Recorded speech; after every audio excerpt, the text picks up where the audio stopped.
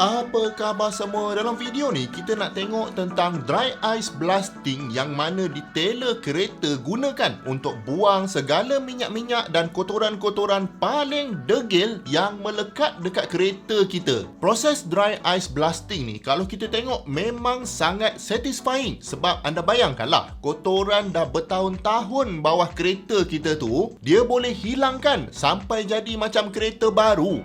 Kalau kita buat benda ni sebelum jual kereta kita, confirm value boleh naik. Jadi dalam video ni kita nak tengok apa beza dry ice blasting ni dengan blasting method yang lain. Contohnya macam sandblasting ke. Lepas tu kita akan tengok kenapa dia sangat berkesan dan mungkin paling penting kita akan tengok kos dia. Okay, let's go. Pertama sekali, kereta kita ni sebenarnya tak kira lah kita sayang macam mana pun dekat dia. Waktu dia tengah bergerak tu, memang operation dia sangat ganas sebenarnya. Anda bayangkanlah, jalan kita ni bukanlah rata sangat. Lepas tu cuaca kita ni sekejap panas, sekejap hujan dengan lumpur-lumpur lagi. Jadi eksterior kereta kita confirm akan kotor. Jadi kita pun pergilah car wash. Kalau rajin sikit, kita basuh sendiri kereta tu. Tapi yang kita cuci tu sebenarnya bahagian atas saja, bahagian yang bercat sebab kita nak bagi nampak cantik balik cat tu. Tak pernah pula kita cuci bahagian bawah kereta tu kan. Satu, susah nak cuci. Satu lagi, bukan kita nampak pun kalau cuci. Jadi buat apa nak bagi cantik-cantik kan? Padahal kalau anda fikirkan, bahagian bawah kereta lah yang paling kotor. Jauh lagi kotor dari bahagian atas kereta yang kita jaga sangat tu kan.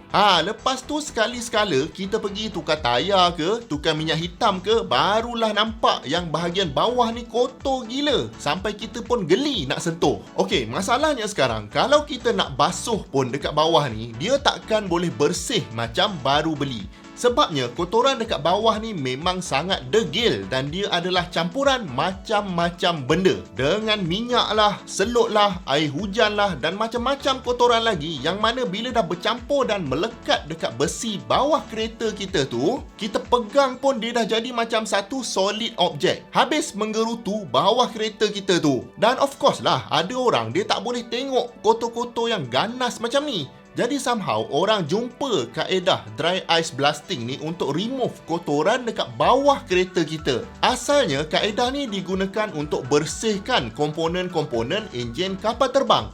Termasuk juga nak buang cat dia tanpa rosakkan besi-besi yang ada. Ada orang kata sandblasting pun dapat kesan yang sama. Tapi sebenarnya tidak. Sandblasting ni sebenarnya jauh lagi ganas dari dry ice blasting dan sangat tak sesuai untuk kita tembak pada komponen-komponen kereta kita. Sifat pasir tu sendiri memang dia sangat abrasif atau sangat menghakis. Jadi bukan setakat kotoran tu tanggal, tapi ada kemungkinan besi tu pun akan tanggal sekali. Untuk dry ice pula, sebab dia dipanggil dry ice, sebenarnya dia adalah carbon dioxide dalam bentuk pepejal. Kita tahu yang CO2 ni dalam room temperature dia adalah gas kan?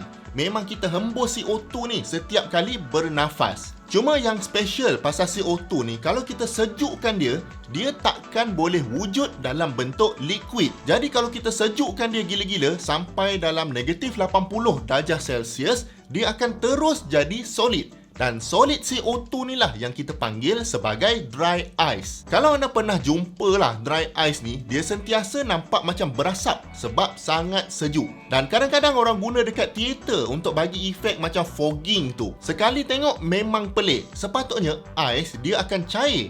Tapi dry ice ni dia tak mencair, tapi dia akan hilang macam tu saja jadi gas. Maknanya kan, kalau kita guna dry ice blasting ni, sebenarnya kita tembak gas je dekat surface tu. Nanti saya ceritakan kenapa gas ni sangat efektif untuk buang kotoran ni. Memang tak sama langsung macam sandblasting yang kita tengok sebelum ni. Kalau sand tu memang kita tembak pepejal, tapi dry ice ni kita tembak gas. Jadi dia jauh lagi lembut dan takkan rosakkan permukaan besi tempat kita tembak tu. Sebelum tu, kalau anda ni seorang pemilik kereta tapi belum cukup mahir tentang enjin kereta, Benda ni boleh jadi satu benda yang bahaya. Sebab kalau kereta tu masuk bengkel, kita tak faham satu apa pun mekanik tu cakap dekat kita. Jadi kita pun angguk-angguk je lah asalkan kereta kita tu siap dibaiki. Jadi dengan cara menambahkan ilmu anda pasal enjin, anda akan dapat faham apa yang mekanik ni cakap dan anda boleh decide nak beli yang itu ke, nak beli yang itu ke, nak tukar part ni ke. Bila dia bagi tahu tu, anda tahu apa benda yang rosak. Jadi untuk membantu anda menambahkan ilmu anda tentang enjin ni, saya jemput anda join kursus online Zero to Hero di mana ada 50 video dan lebih 5 jam konten untuk anda tahu semuanya pasal enjin. Segala sistem dalam enjin tu, segala komponen enjin. Contohnya macam ni ada ECU. Saya siap ajar lagi macam mana nak guna multimeter ni untuk cek voltage dekat dalam kereta kita. Dan banyak lagi komponen-komponen lain. Semuanya saya ambil daripada enjin sebenar. Enjin ni kita ambil dari enjin Honda Jazz untuk buat kursus ni. Jadi link untuk join saya letak dekat bawah dan sekarang ni masih ada 60% diskaun. Okey, jom kita sambung. Kenapa dry ice blasting ni sangat efektif? Sebabnya dia ni sangat sejuk dan gas yang kita tembak tu pun masih sangat sejuk. Bila gas yang sejuk ni dia kena dekat kotoran yang degil tu, akan berlaku rapid cooling dekat permukaan tu. Dan rapid cooling ni boleh membekukan kotoran tu serta-merta dan bila benda dah sejuk tiba-tiba, dia akan jadi brittle ataupun rapuh. Bila dah rapuh, plus pula dengan kita tembak dry ice ni dengan speed yang tinggi, itu yang kotoran ni akan crack. Satu lagi, bila kita bagi suhu rendah ni secara tiba-tiba, kotoran ni akan contract pada kadar yang berbeza dengan permukaan besi tempat dia melekat tu. Jadi plus dengan dia rapuh, lepas tu memang dah crack, memang senang dia nak tertanggal dari besi tu. Of course lah, operator dry ice blasting ni boleh adjust temperature dengan speed blasting tu according kepada part mana dia nak tembak. Kalau kotoran tu ganas, dia tembaklah agresif sikit.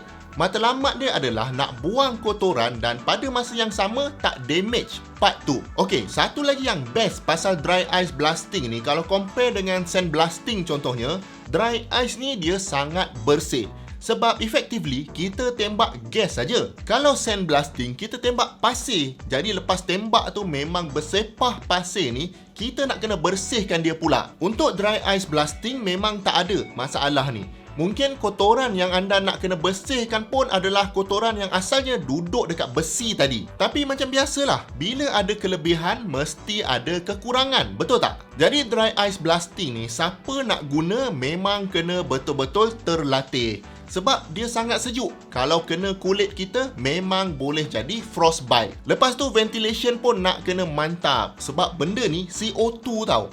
Kalau CO2 tu tak betul-betul dibuang dari tempat tu, memang operator boleh lemas dalam CO2 ni. Dan malangnya, satu lagi kelemahan dry ice blasting ni adalah harga dia. First, mesin dry ice blasting ni memang sangat mahal dan operator tu pun nak kena hantar training. Jadi benda ni makan kos. Jadi kesan dia, kalau dekat Malaysia ni memang detailer yang high-end saja yang ada equipment ni. Detailer high-end ni bukan yang charge 1,000, 2,000 untuk ceramic coating tu tau. Tapi yang charge sampai 15 ke 20 ribu untuk detailkan kereta anda. Dan kalau anda bayar harga macam ni, biasanya dry ice blasting tu akan included sekali dalam package tu. Kalau dry ice blasting saja, mungkin boleh cecah sampai 5,000 untuk bersihkan keseluruhan bawah kereta tu. Kalau ada part yang tertentu saja nak bersihkan, dia akan jadi lagi murah lah. Tapi bergantung pada kedai tu, dia nak buat ke tidak. Kalau sikit sangat partnya, mungkin tak berbaloi. Jadi mungkin sebab itulah dry ice blasting ni tak popular dekat negara kita. Biar je lah bawah kereta tu kotor, tak ada masalah pun kalau kita tak tengok. Tapi kalau kata dah geram sangat tu, bolehlah cari dry ice blasting provider ni. So far memang kereta-kereta hypercar macam Ferrari, Lamborghini, kereta-kereta macam ni lah yang rajin buat dry ice ni untuk jaga supaya value dia tak jatuh. Kalau saya yang ada kelisa ni, mungkin dry ice tu lagi mahal dari kereta saya. Sekali lagi, link untuk dapatkan diskaun kursus online enjin Zero to Hero ada dekat bawah. Jumpa lagi di video yang akan datang. Assalamualaikum.